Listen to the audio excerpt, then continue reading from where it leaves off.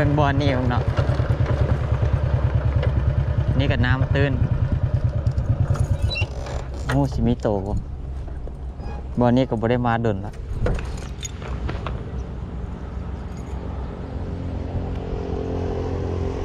นี่ก็บ่ได้ใส่นั่นมาเนาะเกือบบูท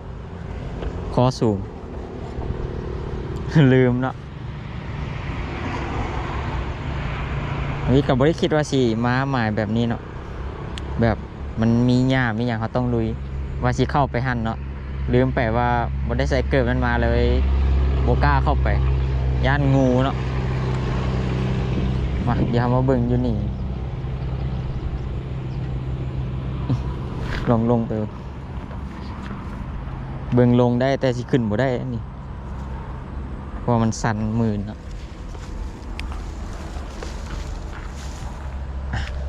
มาเบิ่งดูบอลนี่น้ำลงเนาะหัวป่าสิมีบ่อยู่นี่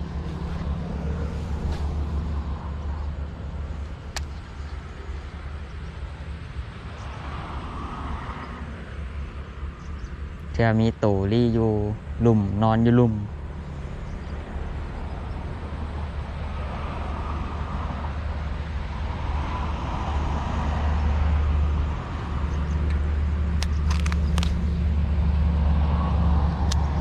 ตีเข้าตามแคมเนาะ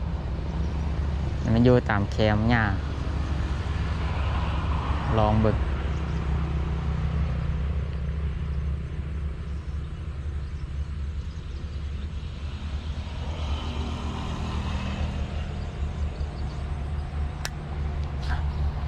ไม้ที่2ยังเงียบอยู่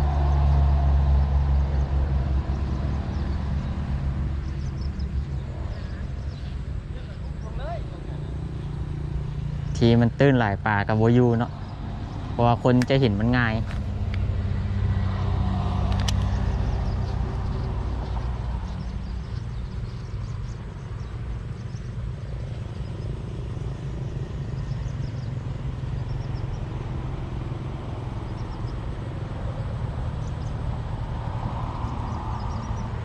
ปลาโบกัดเนาะมาลองฟังเลยมุมนี่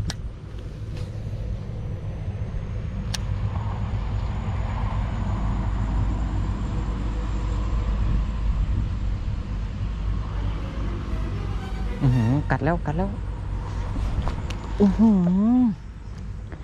มันกัดแล้วมันลอยมาทางนี้พลาดแล้วแบบมันกัดแล้วดึงไปเลยพลาดแล้วตัวหนึ่ง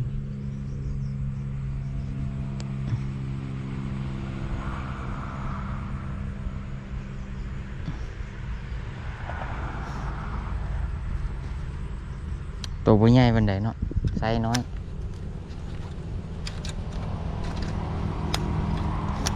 มาเอาไหม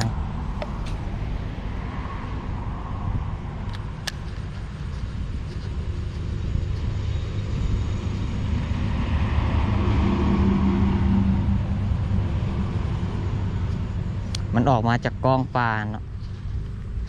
จีนี่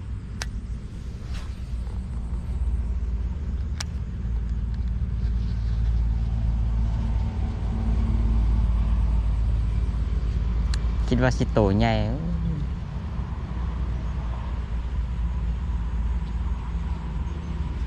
ไปละ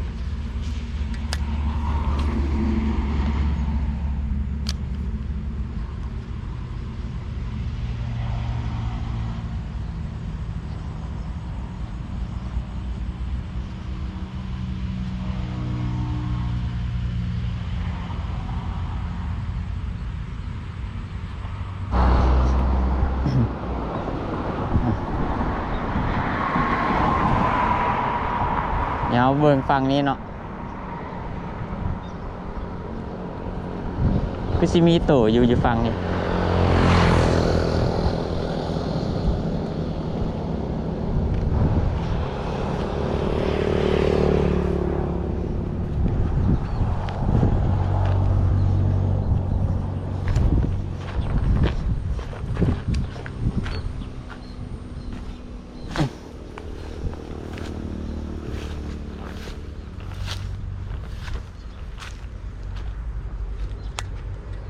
เข้าเงียบๆเนาะจะมีโตอยู่นี่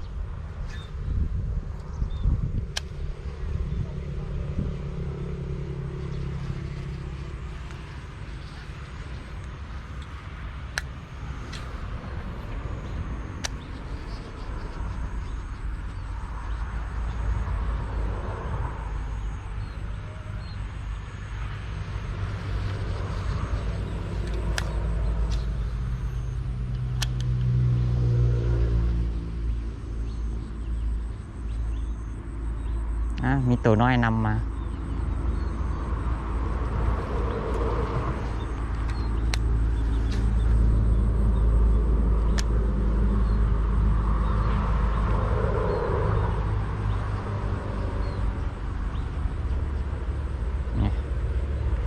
ขึ้นละ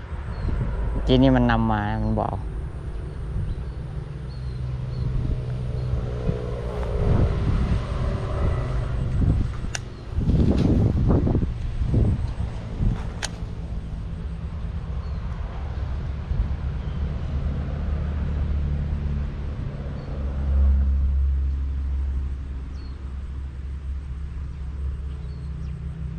กัดให้เนี่ยนะ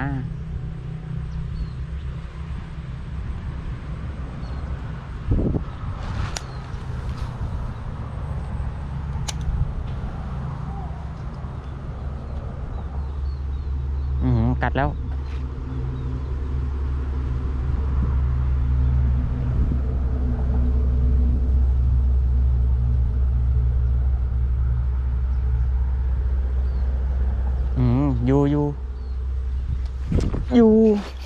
อยู่มานี่เลยอยู่เต็มปากกัดอยู่พูนเนาะกัดเสยส่งบอกมันโดนยานบอยู่เนาะเต็มปากเลยตัวนี้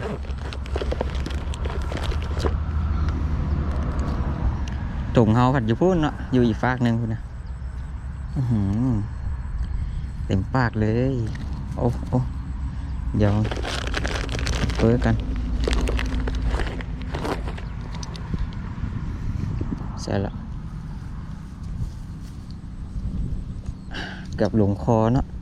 มันลอยส่วนมาทางเฮาเนาะอุ้ยเต็มปากเลยตัวนี้โอเคเดี๋ยวปลดปากกันเนาะแล้วก็ติดตามตัวต่อไปเลย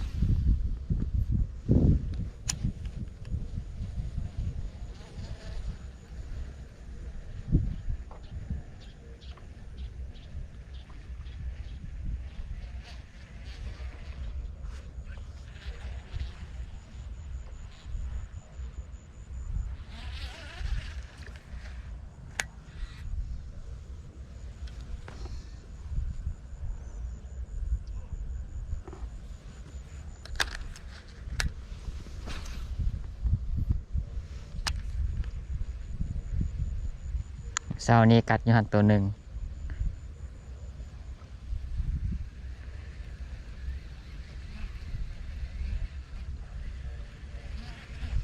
มันลมนะน้ำมันบนนิ่งป่ามันบ่อยู่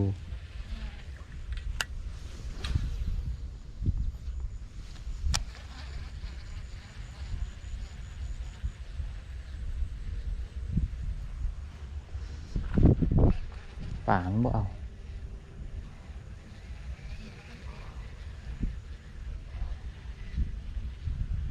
น้ำนิ่งป่ามักมาอยู่นี่ ราะว่าแถวนี้มันตื่น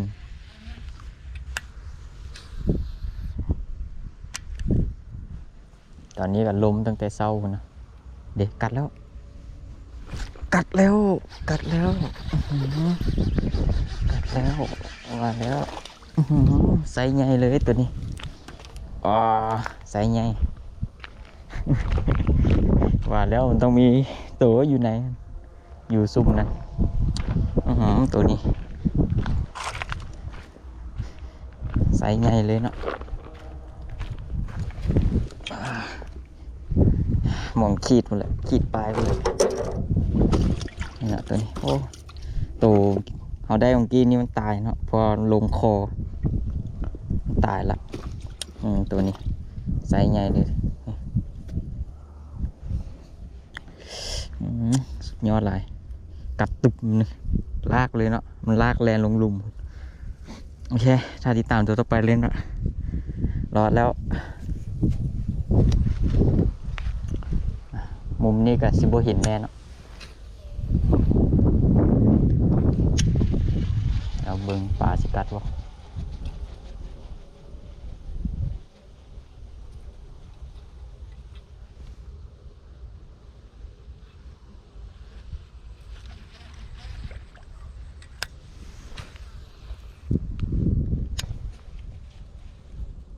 ไม่ยังฟัง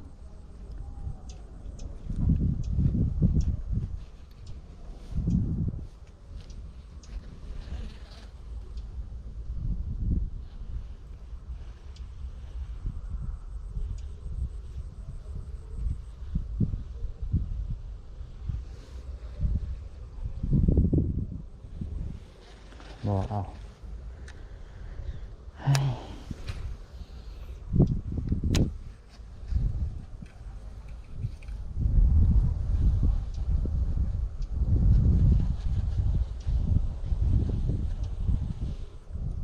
กัดแล้วกัดแล้วนี่กัดแล้ว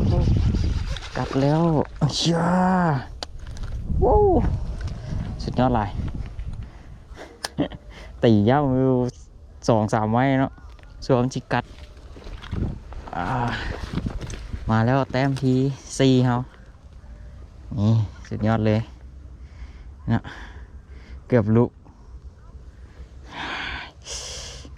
โอ้โตมันบอกเย็นๆนึงหรือว่าอากาศเย็นเนาะป่านบ่ค่อยออกเบื้องโตมันนะเป็นสีน้ำตาลอ่อนเนาะขาวโตเย็นเลย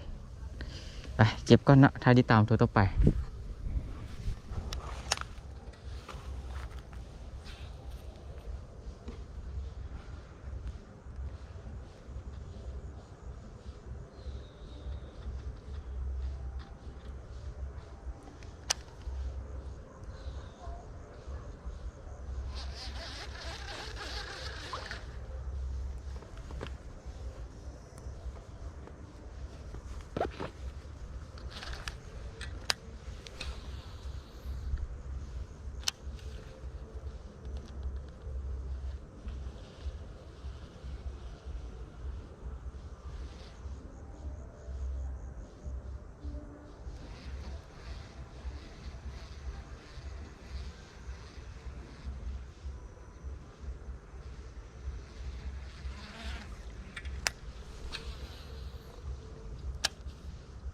กัดแล้ว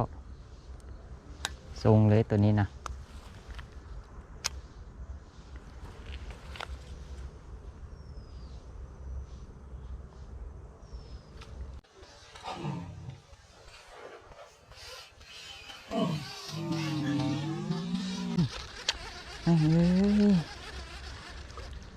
สาน้ำสาย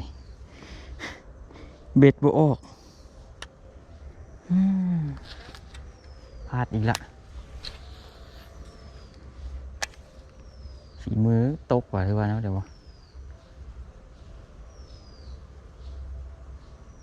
มันจะกัดแล้วมันอยู่แถวเก่าเลยไม่ค่อยลากไป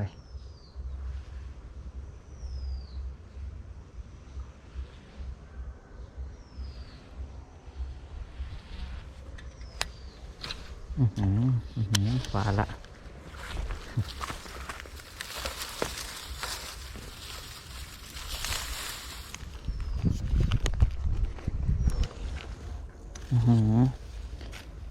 แล้วตัวหนึ่งอยู่นี่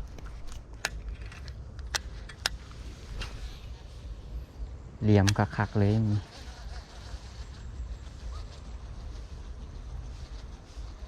กัดบ่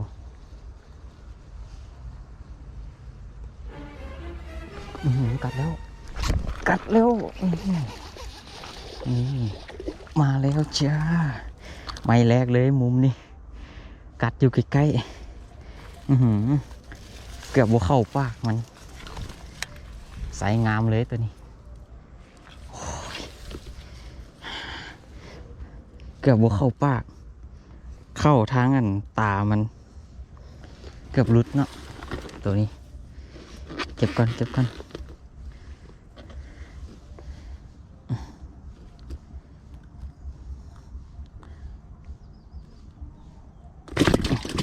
รุดละ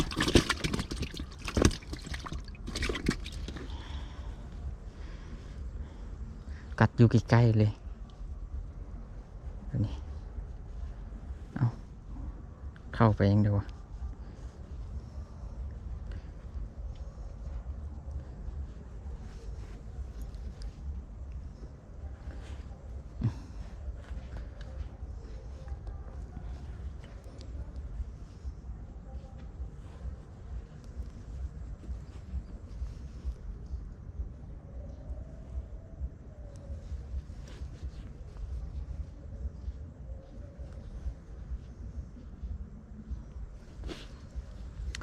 เหลี่ยมงามๆเนาะตีไม้แรกก็กัดเลย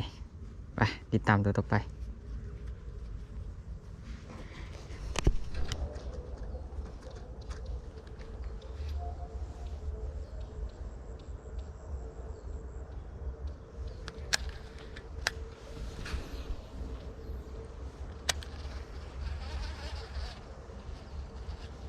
เบื้องอีกสิกัดบ่